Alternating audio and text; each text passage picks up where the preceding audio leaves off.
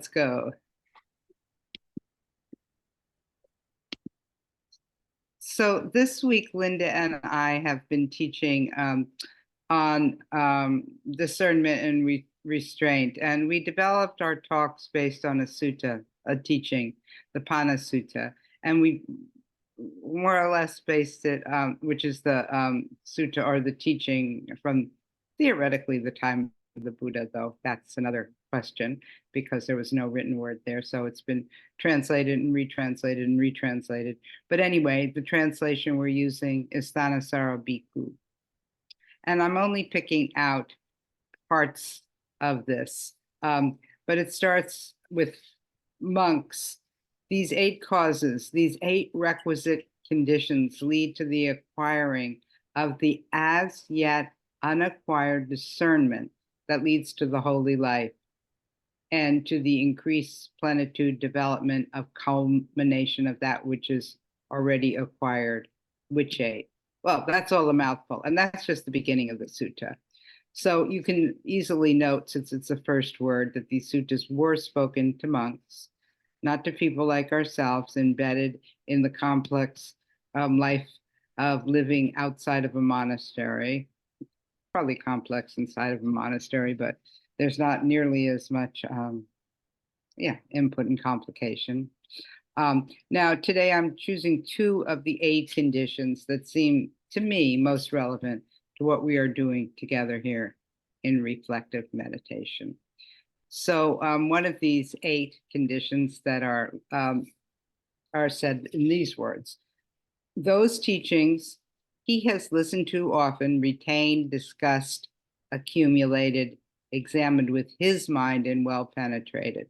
So I just read it first as he, but this one is easy to modify to they. It's so funny. I used to modify it to she. That was a training back in the 70s, 80s, and now I'm modifying it to they.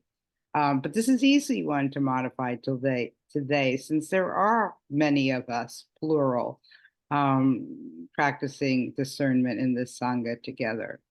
Many of us who are potentially discussing these teachings. So I changed the words to they. They listened often, retained, discussed, accumulated, examined with their minds, and well penetrated. So that's what we do here, don't we? We do this within our structured events, reflective meditation events. And then we also, some of us have befriended each other, and we do this at other times in our days. So we examine these teachings together. And hopefully, over time, we start to retain these teachings, and maybe also, and they accumulated, but maybe we penetrate these teachings with our minds. It's a group activity in part. And in order to really get the teachings more deeply, it takes a lot of hearing them, reading them, cogitating over them over and over and often. It takes repetitions. And it takes patience, because to really know these teachings in a deeper way, it takes a long time usually. And it takes humility. It takes the willingness to not yet know, to not be at the head of the class, so to speak. It takes acceptance to, be where you're at in this process. So as I say that, I think you can see that there are other positive qualities and teachings that are developing along the way of understanding a particular teaching. Again, those kind of positive qualities like patience, humility, wearing away of the conceits of less than and better than, acceptance, tolerance. Those are the ones I could think of this morning. I bet there's more. Now, discernment is often translated also as wisdom, and it's a way of knowing. And it's not what comes primarily or only from memorization, although sometimes it takes some of that. And it's not only an intellectual or cognitive activity. But it's one, as you know, we say over and over, that is based on our experience. But it's also one that's known more deeply. And some people describe it as knowing it in their body, not just in their head. I don't think I describe it this way, but it's hard to describe. It feels different. But I kind of like the words from the sutta. This is where the suttas are really useful. Well penetrated. I like that word. I also like the word that I came up with, which is well ripened. A teaching needs to ripen. It takes time. It's on its own timeline, not the timeline we would like or want, not necessarily that. So now I'm going to tie it into the second condition that's and spoken of. And again, I'm going to read it exactly from the translation. When he is in the midst of the Sangha, I can't do it. When they are in the midst of the Sangha, they don't talk on and on about a variety of things.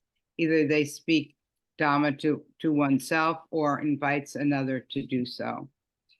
So, interesting words, speaks the Dhamma to oneself.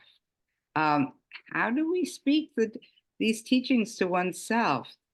But that's really what we're trying to do. That really is the goal or the direction.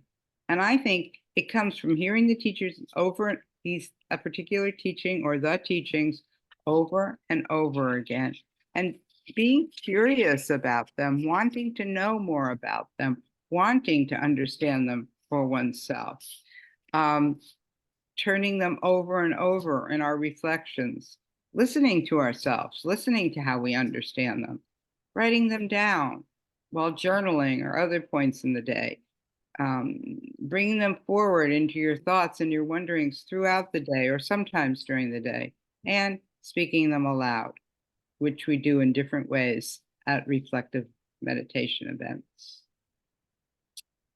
So, another part of this doesn't talk on and on about a variety of things.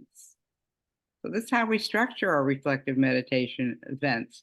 We don't really include a lot of time to talk on and on about a variety of things, though you can talk about your experience and we invite that in. But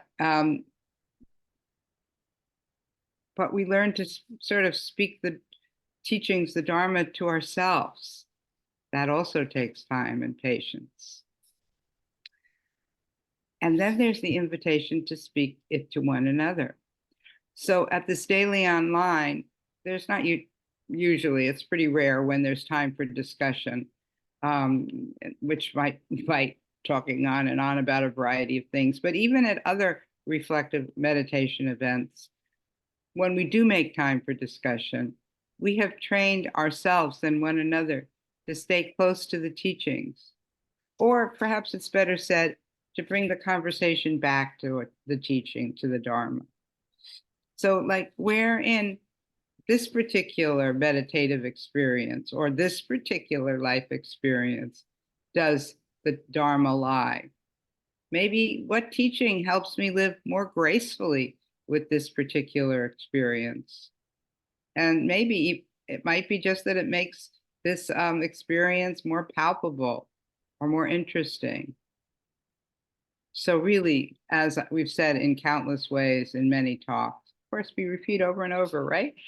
To learn, our experience becomes where we learn and where we apply the teachings. So another part of this sutta is we're invited to speak the Dharma, and we invite you to tell us about your experience in meditation. And usually it won't seem like you're speaking the Dharma, though it's our job, the teacher's job, to hear some of the Dharma in your experience, and maybe to implicitly or explicitly help you tease out the Dharma that is in your experience.